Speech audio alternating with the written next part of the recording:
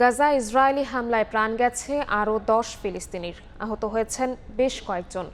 শুক্রবার উপত্যকাটির একটি শরণার্থী শিবির সহ কয়েকটি জায়গায় দখলদার বাহিনী হামলা চালালে হতাহতের এই ঘটনা ঘটে।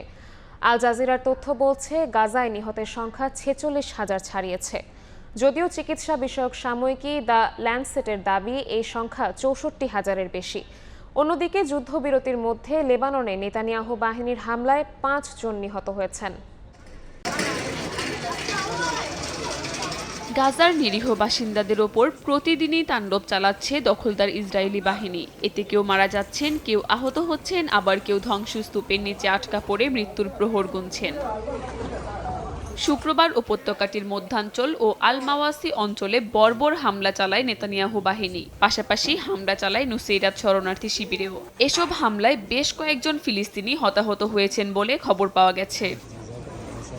আল জাজিরা বলছে, গাজায় ইসরায়েলি হামলায় নিহতের সংখ্যা ছাড়িয়েছে 46,000, আহত 1,09,000-এর বেশি। তবে গাজা যুদ্ধে নিহতদের প্রকৃত সংখ্যা এর চেয়েও বেশি বলে দাবি করেছে চিকিৎসা বিষয়ক সাময়িকী দ্য ল্যান্ডসেট। তাদের দেয়া তথ্য মতে গাজা যুদ্ধের প্রথম 9 মাসে 64,000-এর বেশি মানুষ মারা গেছেন, যা এই অঞ্চলটির যুদ্ধের আগের জনসংখ্যার প্রায় 2.9%।